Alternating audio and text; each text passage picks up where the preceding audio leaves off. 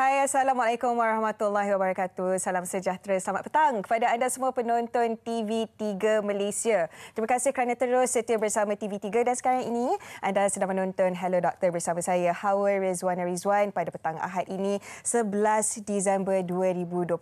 Harapnya semua sihat walafiat. Kepada anda yang berada di rumah, harapnya semua bahagia bersama insan yang tersayang. Dan sambil-sambil tu hari ini kita nak bincangkan tentang hyperhidrosis ataupun peluh yang berlebihan. Dan bersama saya di studio pada hari ini yang menemani saya yang tak asing lagi bersama Hello Doktor ialah Dr. Kartini Farah Rahim, Consultant Dermatologist dari Avicenna Specialist Hospital dan juga Avicenna Women's Insurance Specialist Hospital. Dr. Kartini, terima kasih bersama kita hari ini. Terima kasih Hawa. Sentiasa menceriakan kita sambil-sambil kalau bagi informasi juga menghiburkan kita juga di penonton Hello Doktor. Okey, dan kepada anda mungkin ada kalanya ada masa-masa tertentu yang tangan cepat berpeluh, adapun kalau tidur terjaga jam 2-3 pagi di katil basah, baju basah disebabkan peluh berlebihan, adapun ada apa-apa yang nak ditanyakan kepada kami di Hello Doktor TV3, boleh terus komen di Facebook kami Hello Doktor TV3 ataupun boleh hubungi kami di talian 0377261603 dan insyaAllah soalan yang bersesuaian akan kita tanyakan kepada Dr. Kartini ya. Okey, membincangkan tentang peluh Doktor, kita nak tahulah dulu awal-awal sebagai mukadimahnya sebenarnya apa fungsi peluh terhadap tubuh badan kita Doktor? Peluh ni adalah salah satu fungsi yang normal di mana badan kita perlu mengeluarkan airnya untuk menyejukkan badan. Okey, menyejukkan badan dengan cara mengeluarkan peluh. Kelenjar peluh ni diberi isyarat oleh satu sistem saraf, kita panggil saraf simpatetik.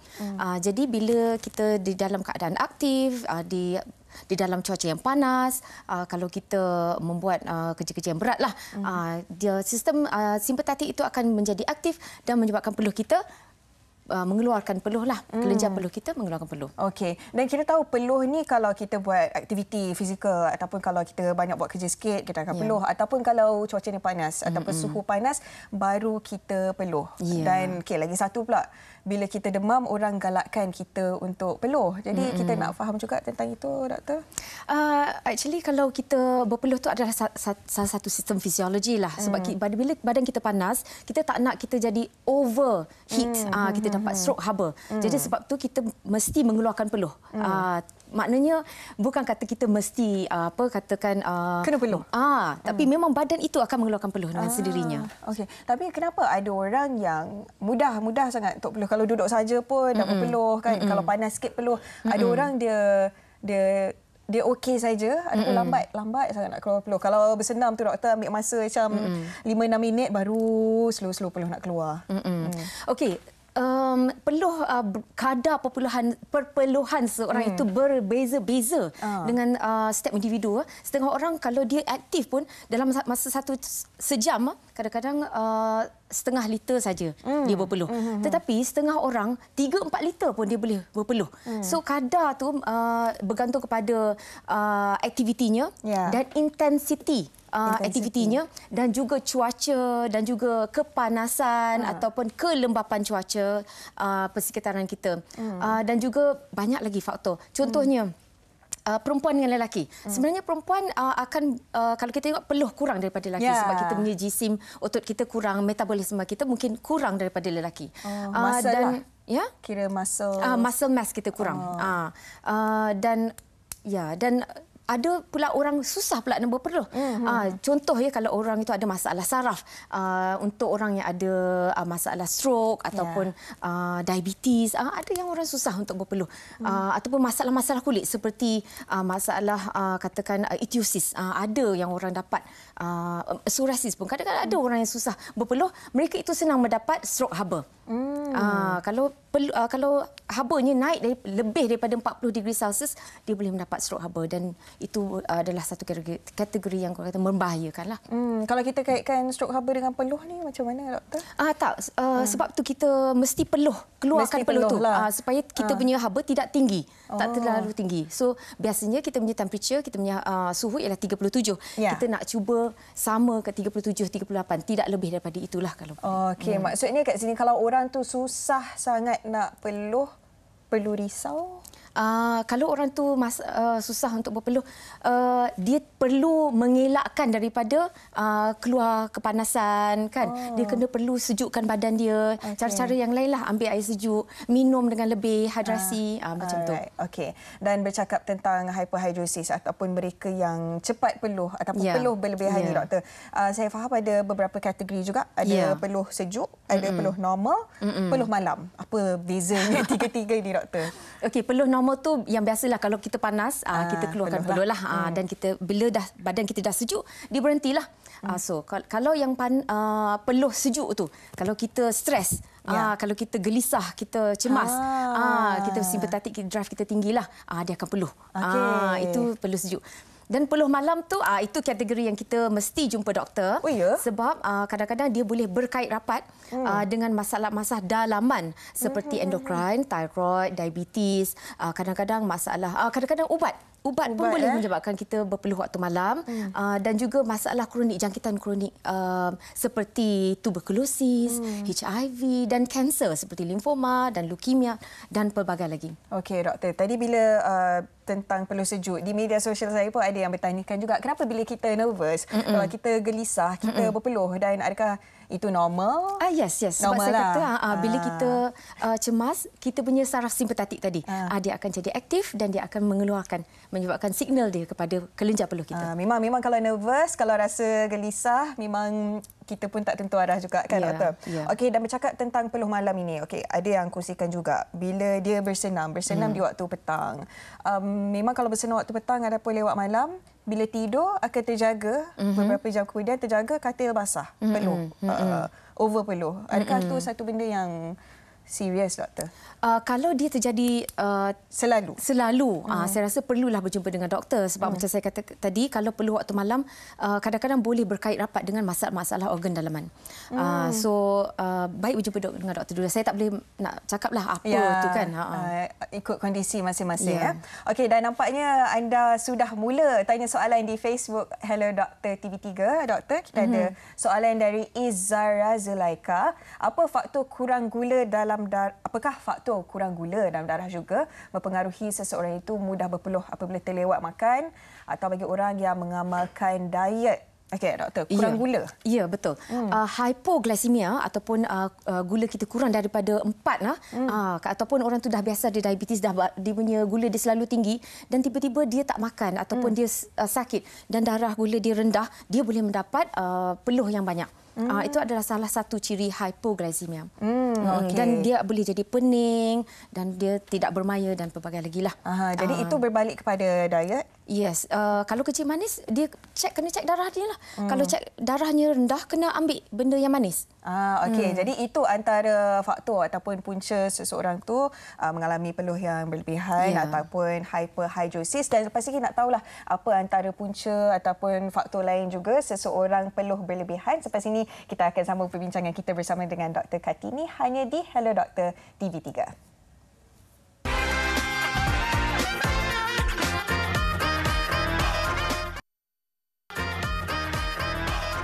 Kembali bersama kami di Hello Doktor TV3. Sama-sama kita bincangkan tentang hyperhidrosis ataupun peluh berlebihan. Pada anda yang baru saja menonton, mungkin anda mengalami kondisi seperti ini. Tangan selalu peluh, kan, kaki selalu berpeluh, ataupun ada apa-apa tips perkongsian bersama kami di Hello Doktor TV3, boleh komen di Facebook kami Hello Doktor TV3 ataupun boleh telefon kami 0377261603. Dan masih bersama kita di Hello Doktor, Dr. Kartini.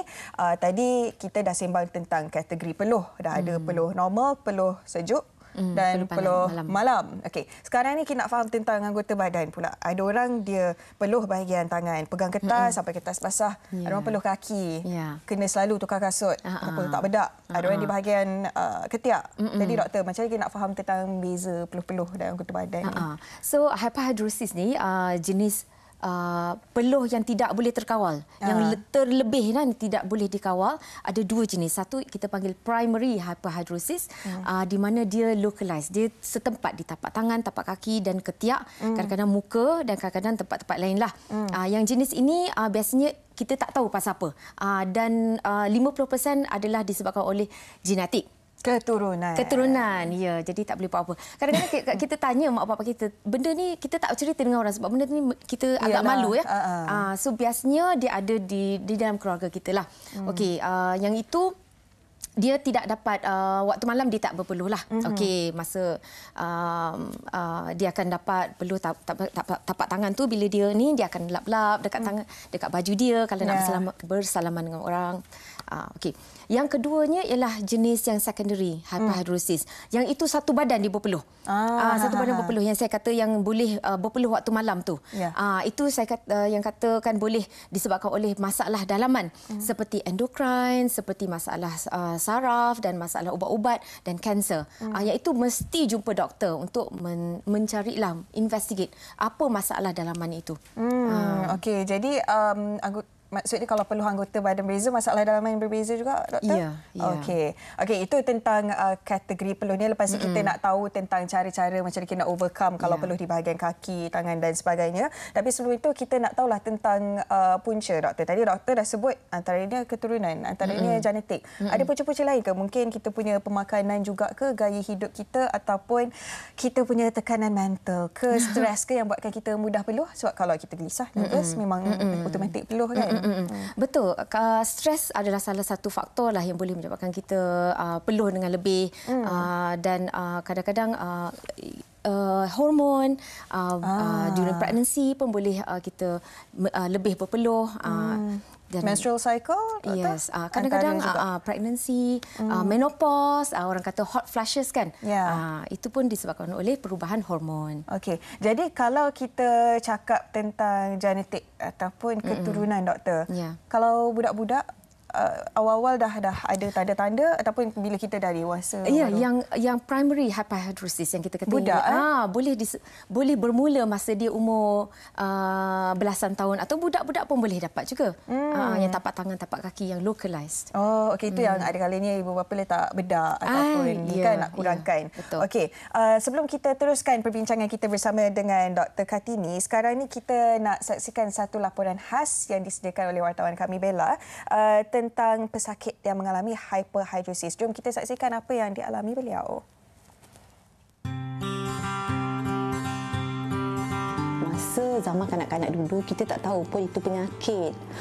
Tapi perasanlah family pun noted bila bersila, tempat bersila tu basah, nanti orang akan cakap, anak puan kencing ke? Tapi masa tu mak akan cakap, tak, kaki dia berpeluh banyak. Meskipun menghidap hyperhidrosis, masalah ini sedikit pun tidak mengganggu tugas harian Dr. Rosna sebagai seorang doktor perubatan. Kebersihan dan keselesaan adalah penting ketika merawat pesakit. Oleh itu, dia akan kerap membasuh tangan dan menggunakan sapu tangan apabila perlu. Untuk saya, tangan, ketiak, tapak kaki. Sebab semua orang tak sama kalau hyperhidrosis ni kan, lain dia punya tempat dan juga extent seriousness dia tu tak sama. Tak pernah mengambil apa-apa rawatan formal ataupun rawatan yang khas untuk hyperhidrosis sebab tidak ada masalah besar dalam handle daily activities. Maksudnya kehidupan harian daripada kecil sampailah sekarang tak ada masalah besar. Jadi handle dengan uruskan sendiri menggunakan sapu tangan. Tisu tak boleh sebab tisu akan absorb. Sebab peluh tu sampai menitik pun boleh.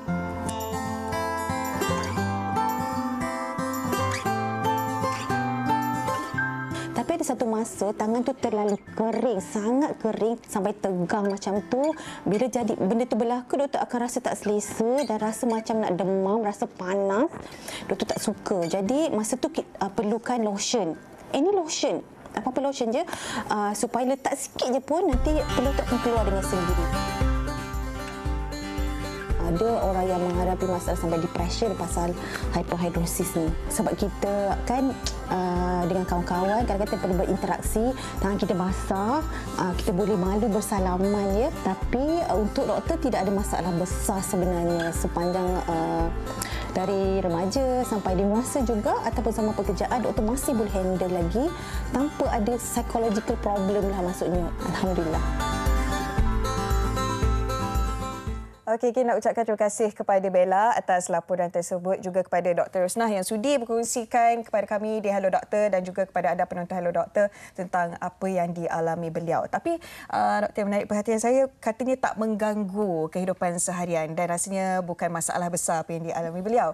Tapi mungkin ada dalam kalangan mereka yang kalau peluh di bahagian kaki ataupun bahagian tertentu dia mengganggu kehidupan seharian kita sebab kita mungkin rasa segan masa kita pakai baju pun, kalau nampak peluh, kalau pakai kasut, peluh kita tahu akan berbau kan doktor. Jadi apa antara cabaran lain dan kesan besarlah terutamanya mereka yang mengalami hyperhidrosis ni? Okey, mungkin Dr. Rosnah ya tidak mengalami masalah gangguan emosi dan sebagainya, tetapi ramai pesakit pengidap hyperhidrosis ini datang berjumpa saya dengan keadaan yang sangat terganggu emosinya, bukan saja fizikal tetapi ya emosi dan sosial.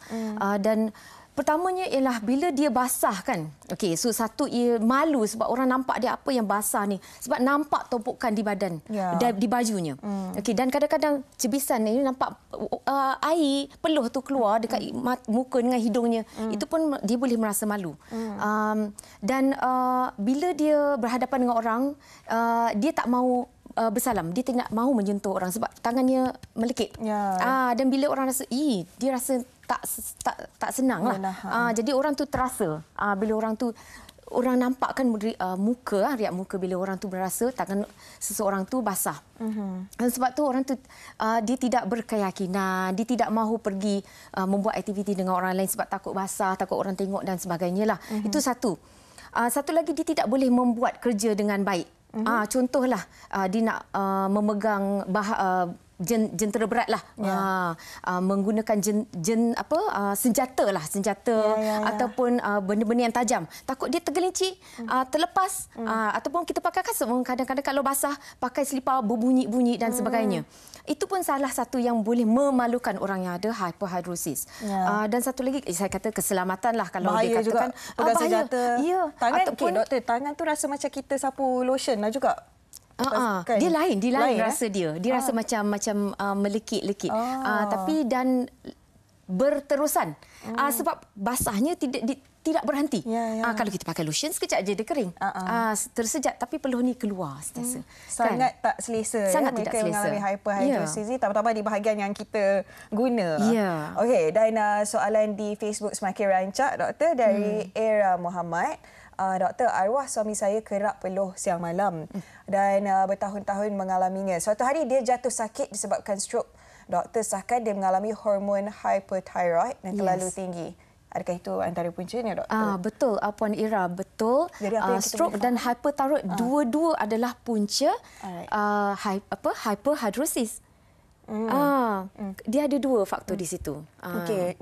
Jadi apa yang boleh kita faham tentang situasi ini, doktor? Mungkin ada yang ada petanda-petanda tertentu yang sama. Kita sudah tahu di situ hyperthyroid dan stroke. Kedua-duanya mesti dirawatlah. Kalau kita rawat thyroidnya dengan memberi ubatan yang betul, mungkin boleh membantu hyperhidrosisnya. Okey. Dan mungkin ada yang ambil mudah, doktor, tak ambil berat. Rasa macam peluh ni benda yang biasa saja. Peluh ni sekali-sekala saja. Jadi apa antara tanda-tanda awal yang selalunya orang ambil mudah, doktor?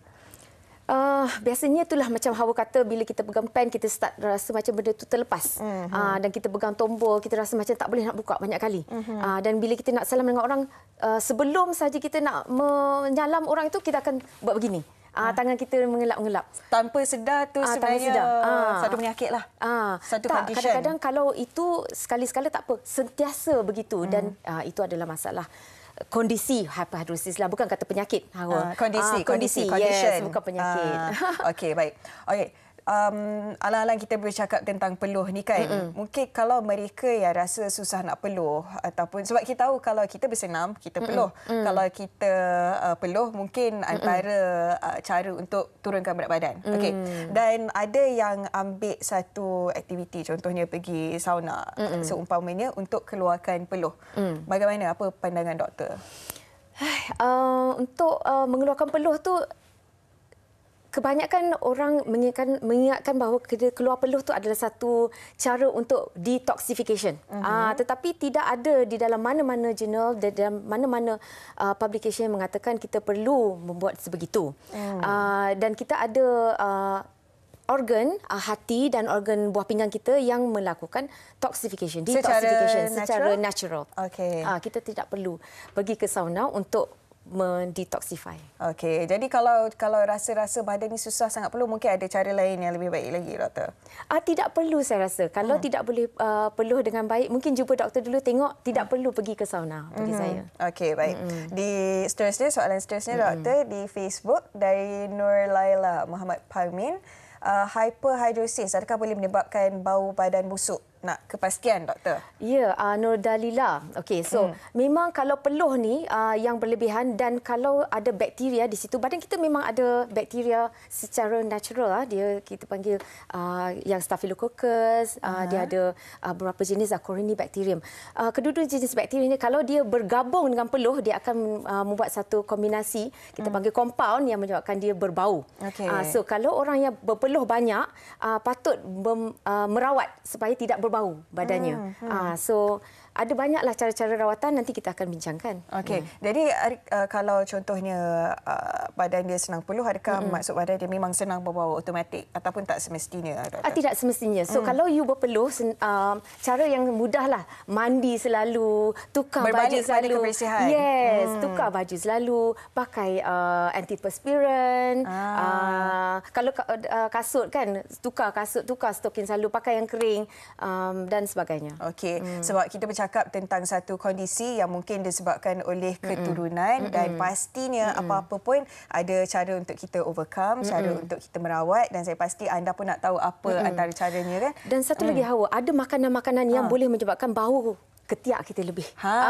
You pernah dengar kalau makan kari bawang dan makan kobis, makan brokoli. Itu saya tahu yang ada sulfur lah. Itu boleh menyebabkan berbau lebih daripada biasalah. Okey, doktor dah bagi satu perkara yang menarik dan banyak lagi kita nak tahu daripada Dr. Kartini selepas ini di Hello Doktor TV3. Jangan ke mana?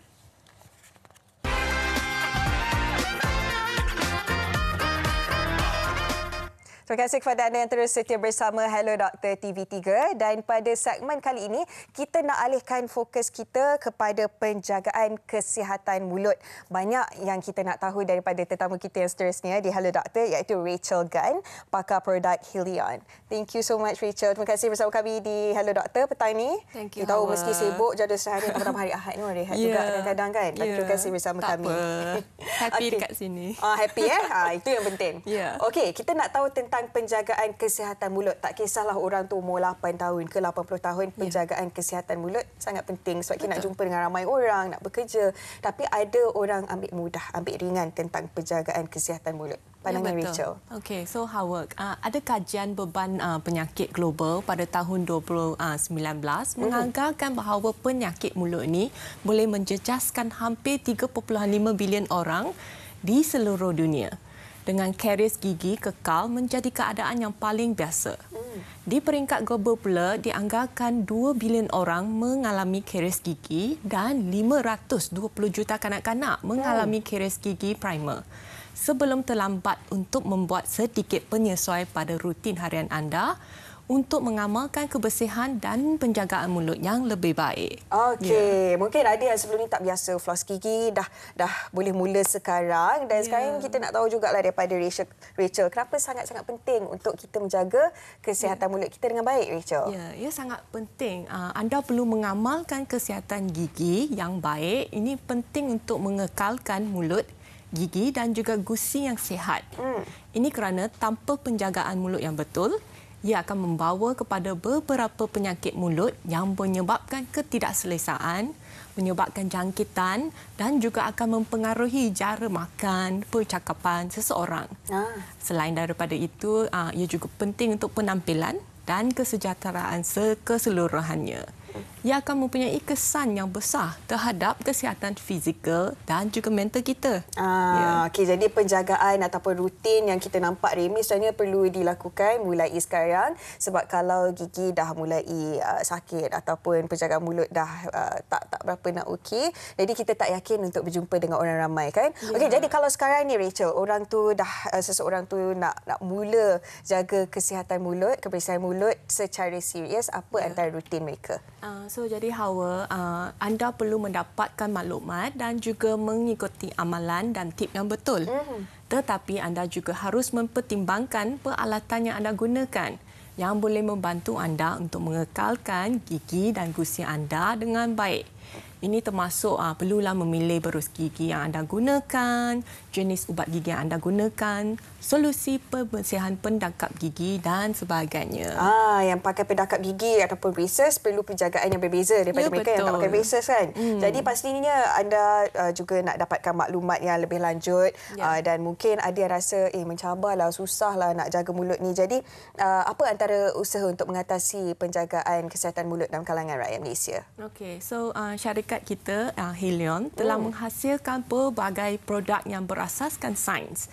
Jadi kita ada produk seperti Sensodyne, Parodontax dan Polident untuk memastikan kebersihan mulut yang baik di negara kita. Baik. Anda boleh mengetahui lebih lanjut mengenai solusi ini di laman website kami Sensodyne, www.sensodyne.com.my.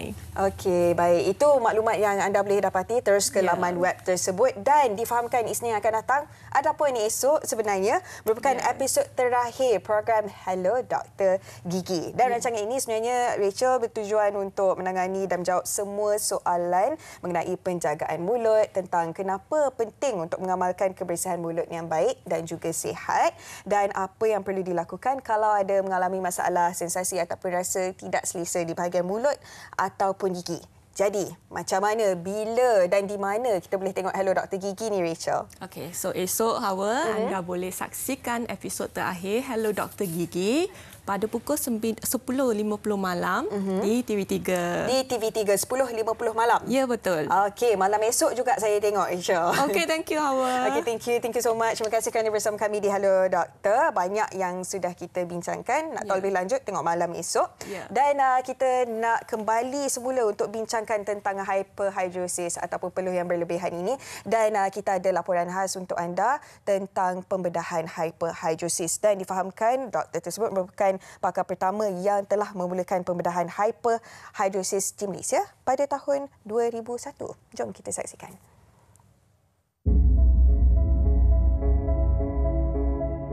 Biasanya pesakit akan tanya, doktor, apakah situasi saya serius? Saya selalu menjawab bahawa serius ke tidak bergantung sama ada yang mengganggu hidup kamu. Kita panggil pembedahan ini sebagai ETS, endoscopic thoracic sympathectomy. Kita panggil sama ada sympathectomy ataupun sympathectomy. Kalau sympathectomy maksudnya kita putuskan saraf. Dan sympathectomy di mana saya kepit saraf dengan guna klip titanium itu.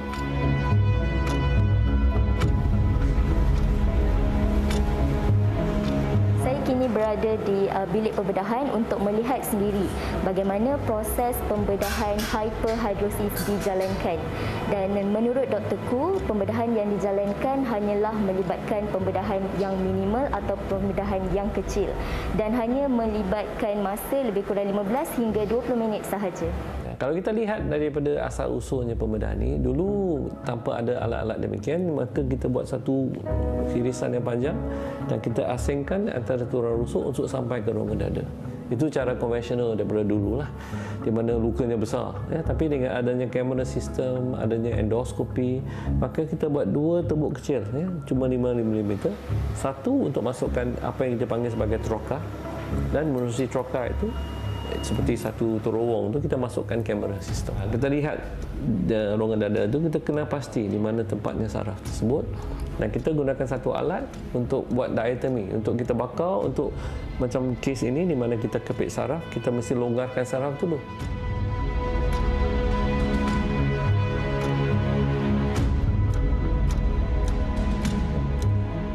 Lepas tu kita tukar alat, gunakan benda yang bawa klip itu untuk dikepil atas saraf tersebut.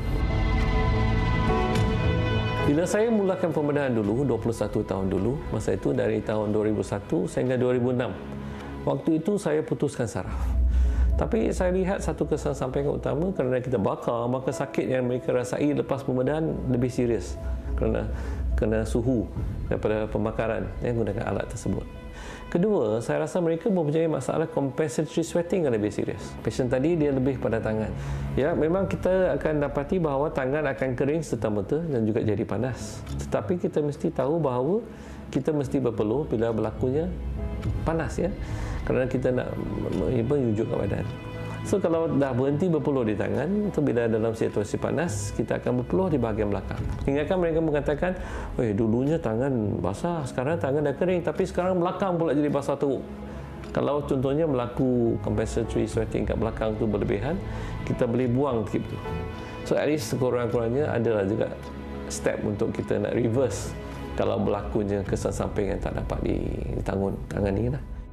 Saya selalu beritahu pasien mengenai ekspektasinya. Ya, pentingnya bila kita nak lakukan pembedahan, kita mempunyai ekspektasi yang realistik. So jangan pula harapkan tangan dah kering dan seperti orang lain tak berpeluh tempat lain. Pasti akan berpeluh tempat lain lebih pada sebelum pembedahan. Kalau ekspektasi itu ada, maka mereka akan dapat hasil yang memuaskan. Baik, terima kasih Dr. Khoo atas perkongsian bersama kami di Hello Dr. TV3. Pembedahan yang kita saksikan sebentar tadi Dr. Kartini. Adakah mereka semua yang mengalami hyperhidrosis yang kritikal akan melalui pembedahan ni, Doktor? Okey, biasanya bila pesakit berjumpa dengan saya, kita buat rawatan yang simple sahaja dahulu. Okay. Kita mulakan dengan rawatan topikal, iaitu ubat-ubat. Sapuan lotion yang mengandungi aluminium chloride hexahydrate. Aluminium chloride hexahydrate. So yang ini dia akan macam block peluh kita supaya dia tidak berpeluh. Pemakaiannya waktu malam, ya. Dan besok paginya kita basuh dan dia akan kering. Dia boleh pakai pada tangan, ketiak dan tapak kaki. Okey. Kalau itu pun tidak berkesan, the next step is sometimes kita boleh try iontophoresis, di mana ia adalah kaedah meletakkan tangan dengan kaki di dalam air tub yang mempunyai aliran elektrik yang rendah. Kita panggil iontophoresis. Dibuat di hospital lah, di klinik lah. Ya. Actually benda ni boleh dibeli. Kita akan ajar di klinik kita.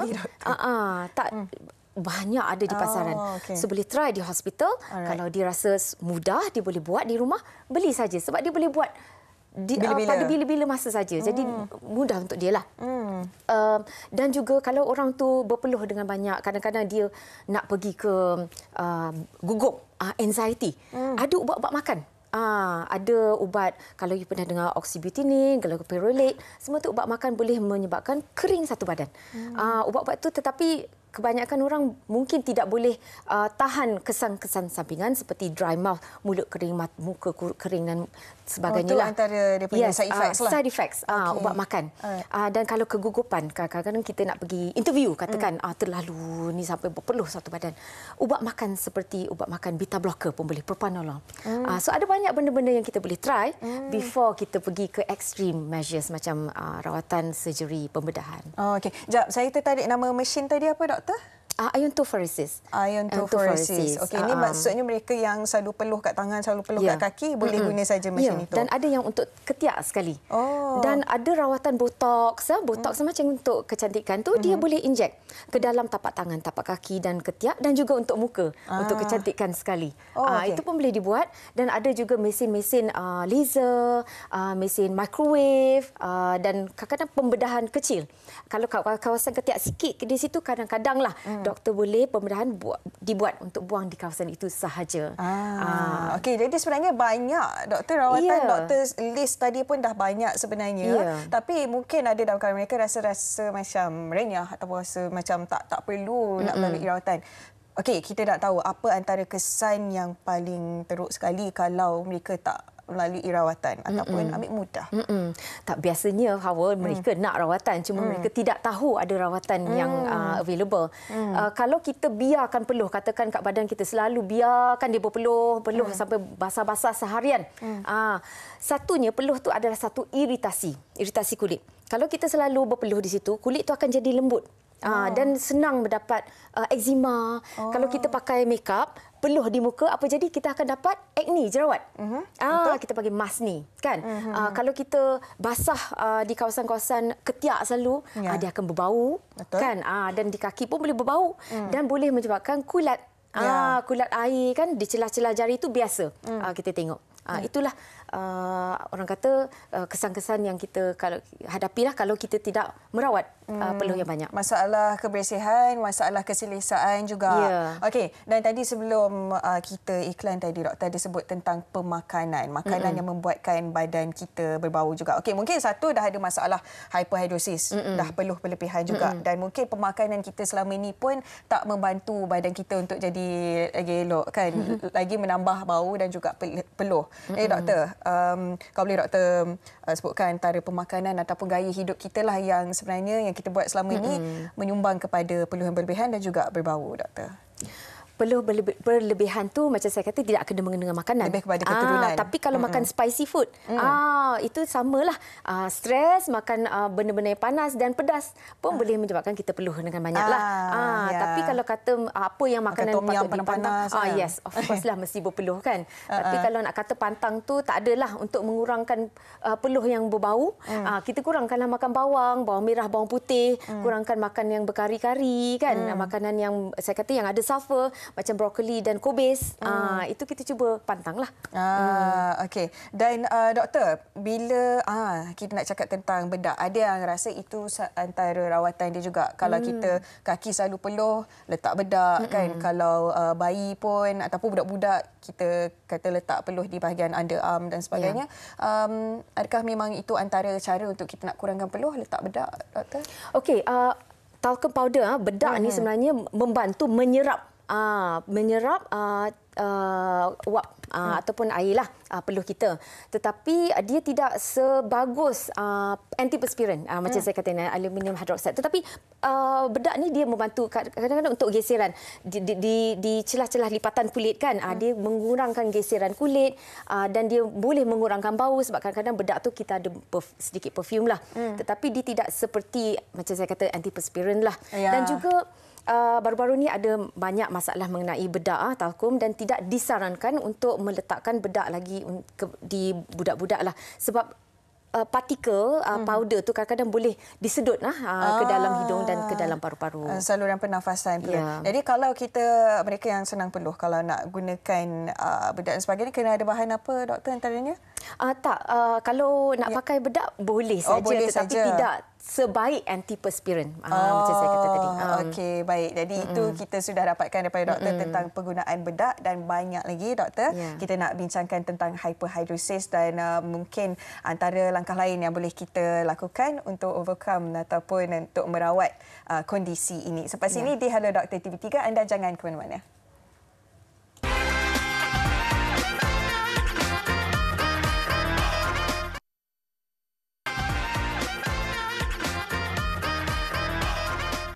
Bertemu kembali di Hello Doktor TV3 untuk terus kita bincangkan tentang hyperhidrosis ataupun peluh yang berlebihan, dan terus bersama kita di Hello Doktor pada hari ini ialah Dr. Kartini. Tadi kita dah bincangkan tentang punca, tentang faktor, tentang rawatan juga.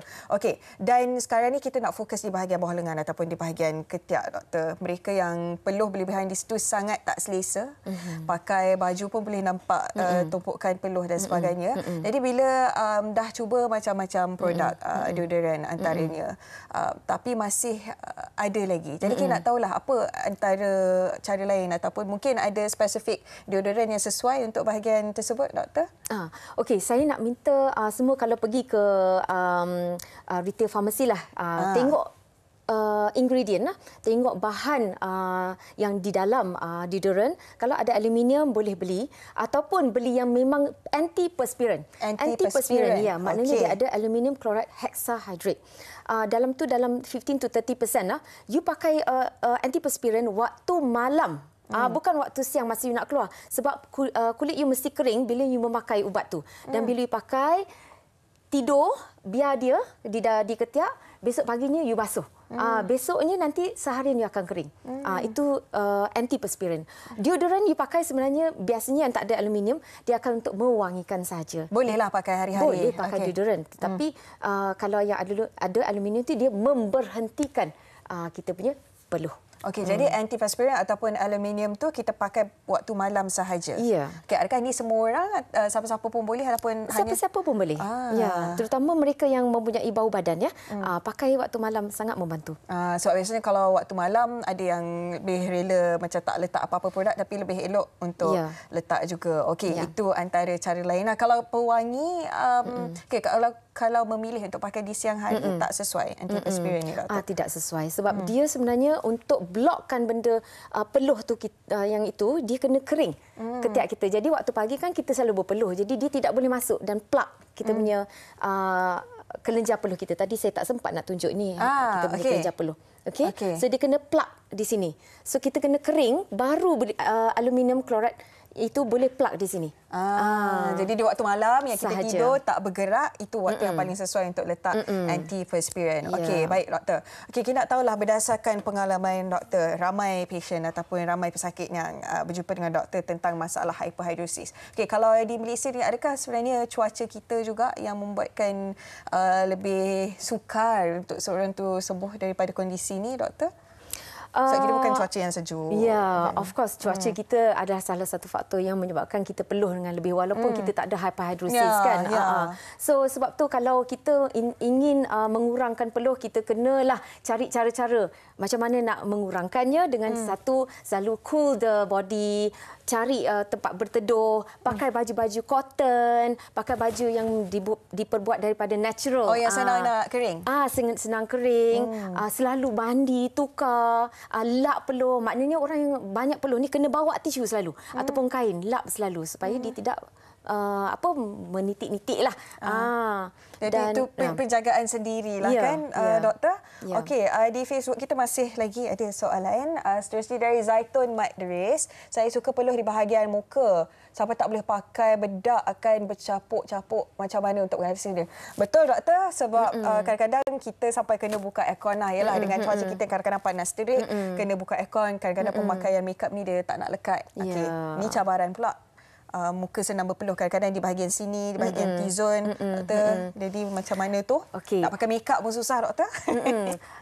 Agak susah, Puan Zaitun, tapi boleh cuba ubat makan. Macam saya kata tadi, ada beberapa jenis glycopyrrolate dan oxybutinin.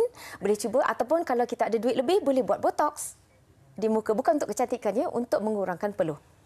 Yalah, bukan saja sukar untuk apply makeup dan sebagainya, tapi kita risaukan ialah peluh dah campur dengan makeup, acne ataupun jerawat di muka juga. Okey, dan doktor, mungkin yang kalau peluh di tangan kaki satu kondisi yang biasa dalam kalangan kita kan. Tapi mungkin kalau doktor boleh kongsikan antara kondisi yang paling kritikal sekali mereka yang mengalami hyperhidrosis berdasarkan pengalaman doktor. Ada yang kondisi yang langsung berpeluh sampai badannya sentiasa berbau dan berkulat. Saya pernah dapat pasien yang tiap-tiap bulan datang penuh kulat belakang badannya. Sebab itu saya rasa kalau boleh berjumpa dengan doktor kan, jangan diam diri saja. Adakah itu sebab biar? Ya, mereka tak tahu ada rawatan. Sebab itu kalau mereka semua yang ada masalah peluh ni, jangan malu. Anda tidak berseorangan. Saya kata sebenarnya di dalam dunia ni kira-kira about 4 ke 5% populasi mengalami masalah peluh berlebihan, tetapi ramai orang tak mahu cerita. Alah, jumpa doktor saja. Ya, senang. Jumpa doktor dan kita akan cerita. Kalau nak cuba, macam saya kata tadilah, cara pemakaian, mengeringkan badan, menggunakan antiperspiran, dan banyak lagi cara lagi yang boleh kita buat. Okey, jangan dibiarlah kan mengganggu. Ya. Seterusnya doktor di Facebook juga dari Mira Kama. Assalamualaikum, Waalaikumsalam. Anak saya yang pertama ada masalah penyakit peluh sejak umur 7 tahun sampai sekarang ni masih lagi dalam rawatan pakar kulit. Sekarang anak saya cakap dia mengalami peluh dalam kesejukan. Setiap kali menulis buku basah stokin kena perah. Apakah ia ada masalah kelenjar peluh dan apa kaedah rawatannya, doktor? Mengesahkan dia ada masalah hiperhidrosis atau penyakit peluh berlebihan, boleh dikatakan seluruh badan berpeluh, ketiak dia selalu berbau busuk. Sejak berusia 7 tahun. Ya, macam saya kata tadi, yang jenis ini ialah primary hyperhidrosis. Dari umur kecil, kanak-kanak pun boleh dapat. Jadi memang dia akan dapat basah tangannya, bila nak tulis pun akan melekit dan koyak kan, dia punya kertas, dan berbaulah ketiaknya. So kalau nak cuba, pakai yang aluminium hydroxide, chloride, hexahydrate tu. Walaupun kondisinya dah macam tu, doktor? Yes.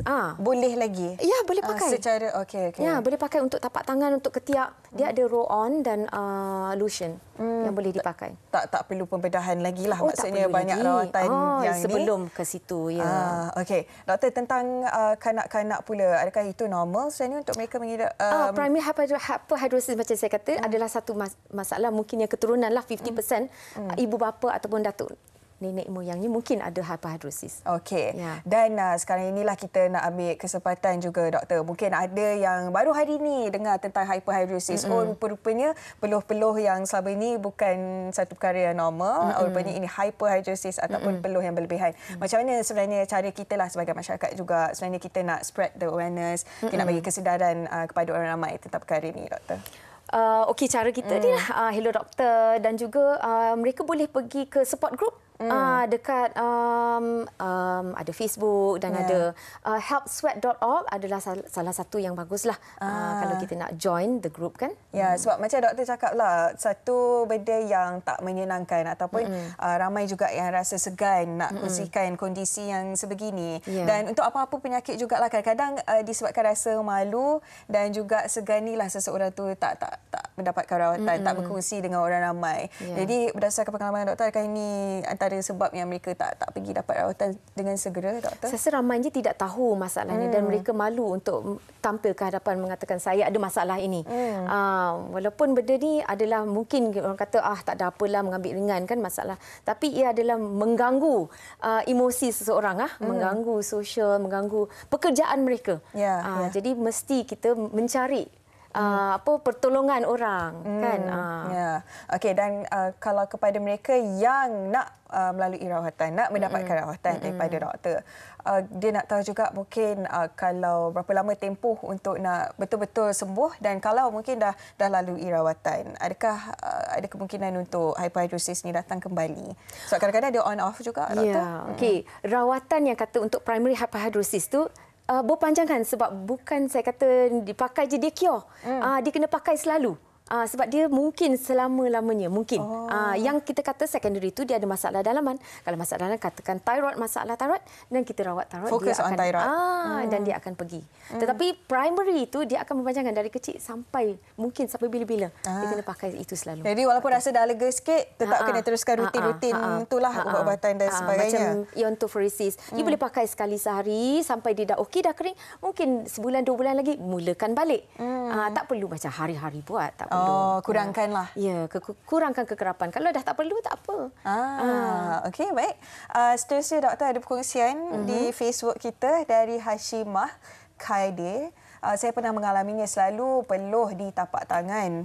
Sapu tangan memang selalu ada. Lagi-lagi kalau nak jawab diperiksa sampai basah sapu tangan tu, semakin meningkat usia keadaan tu semakin berkurangan. Sekarang ni rasanya tak ada dah rasa berpeluh di tapak tangan lagi. Ini kebanyakannya macam itulah kalau peluh di bahagian tangan, ada kalanya dia dah okey. Jadi adakah dengan usia? Saya rasa mungkin ada masa kita terlalu stres kan, dia boleh mungkinlah peluhnya lebih daripada biasa, dan bila dia dah okey, dah rasa mungkin lebih matang, dia boleh mengendalikan stresnya dengan lebih baiklah.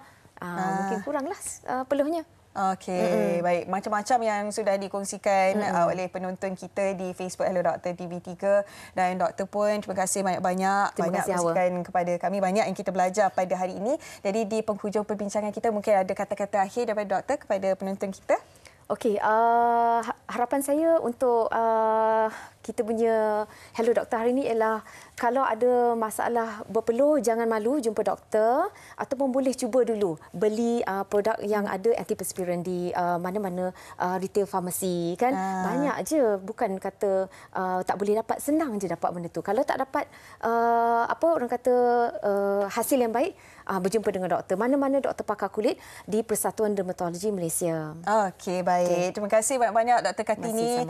Memang saya sangat-sangat suka kalau apa-apa perbincangan bersama dengan Dr. Kartini sebelum ni, kita ada bincangkan tentang masalah kulit yang lain kan, antaranya eczema dan sebagainya. Dan harapnya memberi manfaat buat semua penonton kita di Hello Doktor TV3. Dan terima kasih juga banyak-banyak kepada anda yang setia bersama kami dari awal siaran sampailah sekarang. Dan doktor kita pun dah beberapa episod sama-sama. Jadi saya pun nak ucapkan terima kasih juga kepada anda yang setia bersama kami di sepanjang saya di Hello Doktor TV3. Minta maaf kalau ada kekurangan. Dan kalau ada rezeki, insya-Allah kita akan berjumpa lagi. Dan Hello Doktor pada minggu depan akan membincangkan tentang penyakit 3 serangkai. Setiap Ahad, Hello Doktor di TV3 jam 5.30 petang. Saya Hawa Rizwan Rizwan. Assalamualaikum dan selamat petang. Bye. Terima kasih, Doktor.